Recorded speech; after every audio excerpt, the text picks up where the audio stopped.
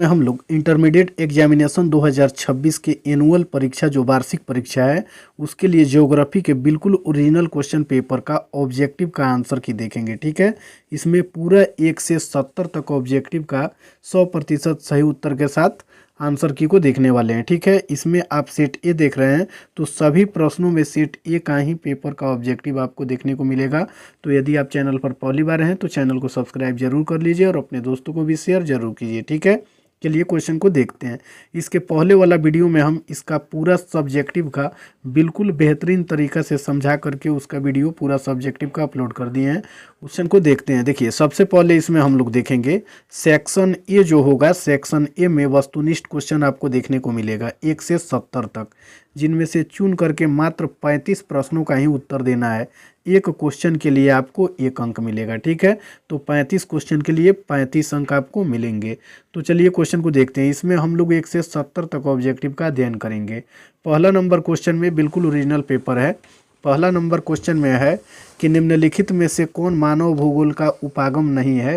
तो इसका सही उत्तर ऑप्शन नंबर डी हो जाएगा, मात्रात्मक क्रांति। यानी जो मात्रात्मक क्रांति है मानव भूगोल का उपागम नहीं है। ठीक है, चलिए फिर आगे वाला क्वेश्चन देखेंगे। दूसरा नंबर क्वेश्चन में दिया हुआ है कि नव निश्चयवाद की संकल्पना का प्रतिपादन किसने किया।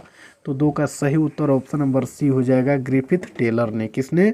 ग्रिफिथ टेलर ने। और यहाँ सेट ए देख रहे हैं, ये बिल्कुल ओरिजिनल क्वेश्चन पेपर का ही कोड है। ठीक है, चलिए क्वेश्चन को देखते हैं। देखिए, तीसरा नंबर क्वेश्चन में दिया हुआ है, किसने कहा मानव भूगोल मानव समाजों और धरातल के बीच संबंधों का संश्लेषित अध्ययन है। तो इसका सही उत्तर 3 का ऑप्शन नंबर बी हो जाएगा, रैटजेल ने। किसने कहा? रैटजेल ने। चलिए फिर आगे वाला क्वेश्चन देखेंगे। चौथा नंबर में इसमें दिया हुआ है कि व्यवहारवादी भूगोल मानव भूगोल के किस क्षेत्र का उप क्षेत्र है। तो 4 का सही उत्तर ऑप्शन नंबर डी हो जाएगा, सामाजिक भूगोल। चलिए फिर आगे वाला 5वां नंबर क्वेश्चन को देखेंगे। 5वां नंबर क्वेश्चन में दिया हुआ है, कृषि भूगोल मानव भूगोल के किस क्षेत्र का उपक्षेत्र है। जो कृषि भूगोल है मानव भूगोल के किस क्षेत्र का उपक्षेत्र है। तो 5 का सही उत्तर ऑप्शन नंबर सी हो जाएगा, आर्थिक भूगोल। किस क्षेत्र का? आर्थिक भूगोल का। चलिए फिर आगे वाला क्वेश्चन देखेंगे। 6ठा नंबर क्वेश्चन में पूछा हुआ है कि निम्नलिखित में से कौन विरल जनसंख्या वाला क्षेत्र है। तो 6 का सही उत्तर ऑप्शन नंबर डी हो जाएगा, पश्चिमी ऑस्ट्रेलिया। क्या हो जाएगा? पश्चिमी ऑस्ट्रेलिया। चलिए फिर आगे वाला क्वेश्चन 7वां नंबर क्वेश्चन में दिया हुआ है कि निम्नलिखित में से कौन एक जन स्थानांतरण का प्रतिकर्ष कारक नहीं है। तो 7 का सही उत्तर ऑप्शन नंबर ए हो जाएगा, शैक्षणिक सुविधाएं। यानी जन स्थानांतरण का प्रतिकर्ष कारक नहीं है तो कौन नहीं है? शैक्षणिक सुविधाएं। ठीक है, चलिए फिर आगे वाला क्वेश्चन देखेंगे। 8वां नंबर क्वेश्चन में दिया हुआ है कि जनसंख्या वृद्धि दर सर्वाधिक है। तो इसका सही उत्तर ऑप्शन नंबर ए हो जाएगा, अफ्रीका में। देखिए, जनसंख्या सबसे अधिक नहीं पूछा है, जनसंख्या वृद्धि दर पूछा है। तो क्या होगा? अफ्रीका में हो जाएगा। अगर यही पूछता कि सबसे अधिक जनसंख्या निम्नलिखित में से किसमें है, तब एशिया आ जाता, क्योंकि एशिया महादेश में चीन भारत जैसे विशाल देश है जिनमें बहुत अधिक संख्या में लोग निवास करते हैं, तो ये एशिया हो जाता। लेकिन जनसंख्या वृद्धि दर पूछा है तो इसका अफ्रीका ही सही उत्तर होगा। ठीक है, चलिए फिर आगे वाला क्वेश्चन देखेंगे। 9वां नंबर क्वेश्चन में दिया हुआ है कि निम्नलिखित देशों में से किसका लिंगानुपात विश्व में सबसे कम है। तो 9 का सही उत्तर ऑप्शन नंबर ए हो जाएगा, संयुक्त अरब अमीरात। चलिए फिर आगे वाला क्वेश्चन देखेंगे। 10वां नंबर क्वेश्चन में पूछा हुआ है कि निम्नलिखित संख्या में कौन जनसंख्या के कार्यशील आयु वर्ग का प्रतिनिधित्व करती है। तो 10 का सही उत्तर ऑप्शन नंबर ए हो जाएगा, 15 से 59। चलिए 11 नंबर क्वेश्चन में देखेंगे हम लोग। इसमें दिया हुआ है कि निम्नलिखित में से कौन मानव विकास सूचकांक का मापक है। तो 11 का सही उत्तर ऑप्शन नंबर डी हो जाएगा, इनमें से सभी। क्या हो जाएगा? इनमें से सभी। चलिए फिर नंबर क्वेश्चन में है कि डॉक्टर महबूब उल हक मूल निवासी थे। तो 12 का सही उत्तर ऑप्शन नंबर बी हो जाएगा, पाकिस्तान के। कहाँ के? पाकिस्तान के। चलिए फिर आगे वाला क्वेश्चन देखेंगे। 13 नंबर क्वेश्चन में दिया हुआ है कि मानव विकास सूचकांक में विश्व के निम्नलिखित देशों में से किसकी कोटि उच्च है। तो 13 का सही उत्तर ऑप्शन नंबर सी हो जाएगा, नार्वे। यानी नार्वे एक ऐसा देश है जिसमें मानव विकास सूचकांक में विश्व के निम्नलिखित जो देश हैं, ये जर्मनी, नीदरलैंड और स्विट्जरलैंड, इसमें इसकी कोटि जो है वो उच्चतम है, किसकी? नॉर्वे की। चलिए फिर आगे वाला क्वेश्चन देखेंगे। 14 नंबर क्वेश्चन में दिया हुआ है, निम्नलिखित में से किसे कर्तन दहन कृषि भी कहते हैं? निम्नलिखित में से किसे कर्तन दहन कृषि भी कहते हैं? तो 14 का सही उत्तर ऑप्शन नंबर सी हो जाएगा, आदिम निर्वाह कृषि। आदिम निर्वाह कृषि को कर्तन दहन कृषि के नाम से भी जाना जाता है। चलिए फिर 15 नंबर क्वेश्चन में दिया हुआ है कि सहकारी कृषि अधिक सफल रही, तो इसका सही उत्तर ऑप्शन नंबर बी हो जाएगा, डेनमार्क में।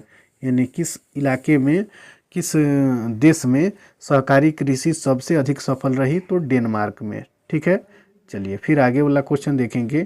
क्वेश्चन नंबर 16 में दिया हुआ है, कोको किस प्रकार की कृषि की उपज है? कोको किस प्रकार की कृषि की उपज है? तो इसका सही उत्तर ऑप्शन नंबर ए हो जाएगा, रोपण कृषि। किसकी? रोपण कृषि की। चलिए फिर 17 नंबर क्वेश्चन में दिया हुआ है, निम्नलिखित में से कौन रोपण फसल है? तो 17 का सही उत्तर ऑप्शन नंबर सी हो जाएगा, कपास। क्या हो जाएगा? कपास। चलिए फिर आगे वाला क्वेश्चन देखेंगे। 18 नंबर क्वेश्चन में है कि निम्नलिखित में से कौन द्वितीयक आर्थिक क्रियाकलाप है?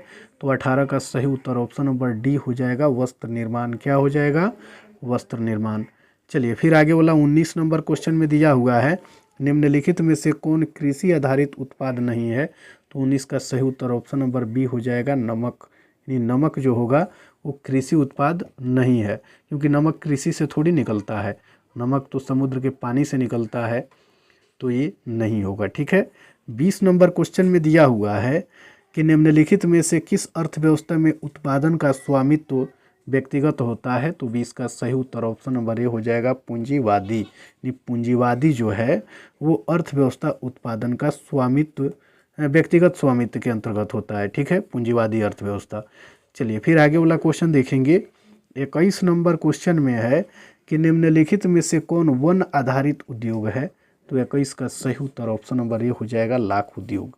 ये लाख उद्योग जो है वन उद्योग आधारित उद्योग है, इसको याद रखिएगा। ठीक है, चलिए फिर 22 नंबर क्वेश्चन में दिया हुआ है, निम्नलिखित में से कौन चतुर्थक आर्थिक क्रियाकलापों से संबंधित है? तो 22 का सही उत्तर ऑप्शन नंबर डी हो जाएगा, विश्वविद्यालय प्रशिक्षण। क्या हो जाएगा? विश्वविद्यालय शिक्षण। चलिए 23 नंबर क्वेश्चन को देखेंगे, निम्नलिखित में से कौन एक पंचम क्रियाकलाप है? तो 23 का सही उत्तर ऑप्शन नंबर सी हो जाएगा, बाह्य स्रोतन। बाह्य स्रोतन जो है वो पंचम क्रियाकलाप है। चलिए फिर आगे वाला क्वेश्चन 24 नंबर क्वेश्चन में है कि लंबी दूरी तक भारी सामान ढोने के लिए कौन सबसे सस्ता परिवहन साधन है? तो 24 का सही उत्तर ऑप्शन नंबर हो जाएगा सी, जल परिवहन। चलिए फिर आगे वाला क्वेश्चन देखेंगे। 25 नंबर क्वेश्चन में है कि बृहद ट्रंक मार्ग संबंधित है, तो 25 का सही उत्तर ऑप्शन नंबर ए हो जाएगा, उत्तर अटलांटिक समुद्री मार्ग से। चलिए फिर आगे वाला क्वेश्चन 26 नंबर क्वेश्चन में है कि बिग इंच पाइपलाइन प्रवाहित करता है, तो 26 का सही उत्तर हो जाएगा ऑप्शन नंबर सी, पेट्रोलियम। ठीक है, बिग इंच पाइपलाइन क्या प्रवाहित करता है? तो पेट्रोलियम नहीं होगा, इसमें डी होगा। ठीक है, तरल पेट्रोलियम गैस। चलिए फिर आगे वाला क्वेश्चन देखेंगे। क्वेश्चन नंबर 27 में दिया हुआ है कि विश्व व्यापार संगठन का मुख्यालय कहाँ है? तो 28 का सही उत्तर 27 का सही उत्तर ऑप्शन नंबर सी हो जाएगा, जनेवा। चलिए फिर 28 नंबर क्वेश्चन को देखेंगे। भारत एक सदस्य है, तो 28 का सही उत्तर ऑप्शन नंबर ए हो जाएगा, साप्टा का। ठीक है, 29 नंबर क्वेश्चन में दिया हुआ है यूरोपीय संघ EU का मुख्यालय कहाँ है? तो 29 का सही उत्तर ऑप्शन नंबर ए हो जाएगा, ब्रुसेल्स में। कहाँ? ब्रुसेल्स में। चलिए फिर 30 नंबर क्वेश्चन में हम लोग देखेंगे। इसमें दिया हुआ है कि लेनिनग्राद किस प्रकार का पतन है? तो इसका सही उत्तर ऑप्शन नंबर ए हो जाएगा, विस्तृत पतन। चलिए 31 नंबर क्वेश्चन में दिया हुआ है, निम्नलिखित आर्थिक क्रियाओं में कौन नगरीय अधिवासों से संबंधित है? तो 31 का सही उत्तर ऑप्शन नंबर डी हो जाएगा, इनमें से सभी। द्वितीयक, तृतीयक और चतुर्थक ये सभी क्या हैं? तो ये आर्थिक क्रियाओं में से, यानी ये जो द्वितीयक, तृतीयक, चतुर्थक आर्थिक क्रिया हैं ये नगरीय अधिवासों से संबंधित हैं, इसको याद रखना है। चलिए फिर आगे वाला 32 नंबर क्वेश्चन में है पर्वतीय प्रदेशों में किस प्रतिरूप का अधिवास पाया जाता है? तो 32 का सही उत्तर हो जाएगा ऑप्शन नंबर सी, सीढ़ी नुमा। यानी जो पर्वतीय प्रदेश होते हैं उनमें किस प्रकार का अधिवास पाया जाता है? तो सीढ़ी नुमा। चलिए फिर आगे वाला क्वेश्चन देखेंगे। 33 नंबर क्वेश्चन में है, निम्नलिखित में कौन नियोजित नगर है? तो 33 का सही उत्तर हो जाएगा ऑप्शन नंबर बी, कैनबरा। चलिए फिर आगे वाला क्वेश्चन नंबर 34 में पूछा गया है कि निम्नलिखित प्रदेशों में से कौन सुप्रलेखित प्राचीनतम नगरीय बस्ती है? तो 34 का सही उत्तर ऑप्शन नंबर ए हो जाएगा, मेसोपोटामिया। चलिए फिर आगे वाला क्वेश्चन देखेंगे। 35 नंबर क्वेश्चन में है कि निम्नलिखित में से कौन परिवहन नगर है? तो 35 का सही उत्तर ऑप्शन नंबर ए हो जाएगा, सिंगापुर। चलिए फिर 36 नंबर क्वेश्चन को देखेंगे। इसमें दिया हुआ है 2011 की जनगणना के अनुसार किस राज्य का जनसंख्या घनत्व सबसे अधिक है? तो 36 का सही उत्तर ऑप्शन नंबर ए हो जाएगा, बिहार। चलिए 37 नंबर क्वेश्चन में दिया हुआ है किस भाषा परिवार की जनसंख्या सबसे कम है? तो इसका सही उत्तर 37 का ऑप्शन नंबर डी हो जाएगा, चीनी तिब्बती। चलिए 38 नंबर क्वेश्चन में दिया हुआ है कि 2011 की जनगणना के अनुसार भारत का जनसंख्या घनत्व था। तो इसका सही उत्तर ऑप्शन नंबर बी हो जाएगा, 382 व्यक्ति प्रति वर्ग किलोमीटर। चलिए फिर आगे वाला क्वेश्चन देखेंगे। क्वेश्चन नंबर 39 में पूछा हुआ है कि भारत में पुरुष प्रवास की मुख्य धारा है। तो इसका सही उत्तर हो जाएगा ऑप्शन नंबर बी, ग्रामीण से नगरीय। चलिए 40 नंबर क्वेश्चन को देखेंगे। इसमें दिया हुआ है कि मानव विकास सूचकांक 2011 के संदर्भ में विश्व के देशों में भारत की निम्न में से कौन कोटि थी? तो 40 का सही उत्तर ऑप्शन नंबर सी हो जाएगा, 134। 41 नंबर क्वेश्चन में है,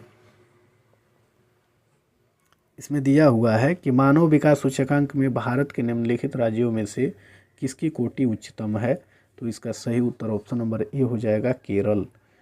चलिए फिर आगे वाला क्वेश्चन 42 नंबर क्वेश्चन में है, निम्नलिखित केंद्र शासित प्रदेशों में किसकी साक्षरता दर उच्चतम है? तो 42 का सही उत्तर ऑप्शन नंबर ए हो जाएगा, लक्षद्वीप की। 43 नंबर क्वेश्चन को देखेंगे। इसमें दिया हुआ है कि निम्नलिखित में से कौन गैरिसन नगर है? निम्नलिखित में से कौन गैरिसन नगर है? तो 43 का सही उत्तर ऑप्शन नंबर डी हो जाएगा, उधमपुर। उधमपुर को क्या कहा जाता है? गैरिसन नगर।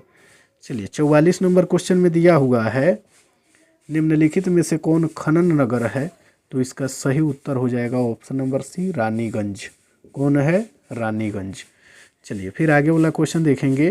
क्वेश्चन नंबर 45 में दिया हुआ है, हरित क्रांति संबंधित है। तो इसका सही उत्तर हो जाएगा, खाद्यान्न उत्पादन से।